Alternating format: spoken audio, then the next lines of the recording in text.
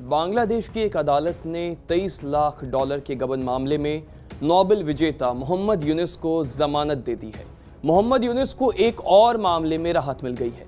ये मामला श्रम कानून के उल्लंघन से जुड़ा है, जिसके चलते उन्हें 6 जनवरी 2024 को 6 महीने की जेल की सजा सुनाई गई थी। यूनुस खान ने इस मामले में अपील की तो कोर्ट ने उन्हें जमानत दे दी। अभियोजक मीर अहमद अली सलाम का कहना है कि ग्रामीण टेलीकॉम के लेबर वेलफेयर फंड में 250 मिलियन से ज्यादा का गबन हुआ।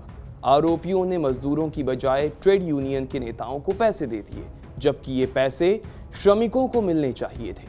पैसों के गबन मामले में मोहम्मद यूनुस समेत अन्य 13 लोगों को आरोपी बनाया गया है। 3 मार्च को यूनुस अदालत में पेश हुए।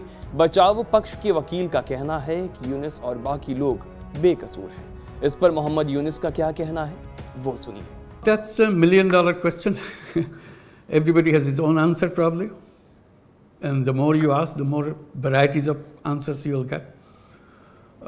You can divide it into categories, but this will not end the whole list of things. Why she hates me? Some say it's political. पिछले साल दुनिया भर के 170 से ज्यादा नोबेल विजेताओं ने बांग्लादेश की प्रधानमंत्री शेख हसीना को पत्र लिखकर मोहम्मद यूनुस के खिलाफ कानूनी कार्रवाई करके उन्हें निलंबित करने की अपील की थी। वहीं इस कार्रवाई पर यूनुस के समर्थकों का कहना है कि प्रधानमंत्री शेख हसीना के साथ खराब संबंधों की वजह से यूनुस को निशाना बनाया जा रहा है। हालांकि शेख हसीना सरकार इन आरोपों को सिरे से खारिज करती है। मोहम्मद यूनुस अब हैं कौन, वो जानिए। मोहम्मद यूनुस बांग्लादेश के निवासी हैं। 28 जून 1940 को बांग्लादेशी प्रेसिडेंस के चटगांव में उनका जन्म हुआ। पढ़ाई लिखाई चटगांव और ढाका में हुई। ढाका यूनिवर्सिटी से इकोनॉमिक्स में ग्रेजुएशन और पोस्ट ग्रेजुएशन किया। इसके बाद चटगांव कॉलेज में इकोनॉमिक्स के लेक्चरर बन गए। 1965 में यूएस की यूनिवर्सिटी से इकोनॉमिक्स डेवलपमेंट में पीएचडी की। अर्थशास्त्री होने के साथ साथ मोहम्मद यूनुस सामाजिक उद्यमी और बैंकर भी रह चुके हैं। 1971 में बांग्लादेश मुक्ति आंदोलन के लिए यूएस में समर्थन उन्होंने जुटाया और वहीं से बांग्लादेश सूचना केंद्र का संचालन किया। भारत की मदद से 1971 में बांग्लादेश को आज़ादी मिली। मोहम्मद यूनुस की वतन वापसी होती है, नई सरकार का गठन होता है।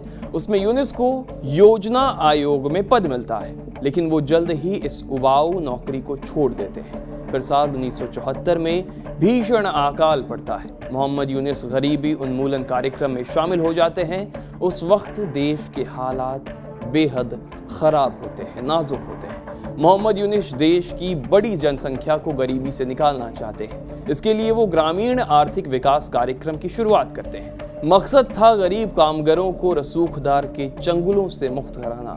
इसलिए वो रूरल बैंकिंग के सेक्टर में माइक्रो क्रेडिट को और माइक्रो फाइनेंस का कॉन्सेप्ट देते हैं, ताकि गरीब कामगारों को ग्रामीण बैंकों से सस्ती दरों पर लोन मिलने लगे और रसूखदार के चंगुलों से उन्हें मुक्ति मिल सके। बता दें कि यूनुस के माइक्रो फाइनेंस और माइक्रो क्रेडिट कॉन्सेप्ट को भारत समेत दुनिया के ज्यादातर गरीब और विकासशील देशों ने अपनाया है।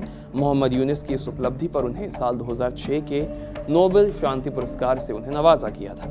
नोबेल के अलावा मोहम्मद यूनुस को कई अन्य राष्ट्रीय और अंतर्राष्ट्रीय सम्मानों से भी नवाजा जा चुका है। इनमें United state presidential medal of freedom और कांग्रेसनल गोल्ड मेडल शामिल है। इस खबर में इतना ही। बाकी खबरों के लिए आप बने रहें TV9 डिजिटल के साथ।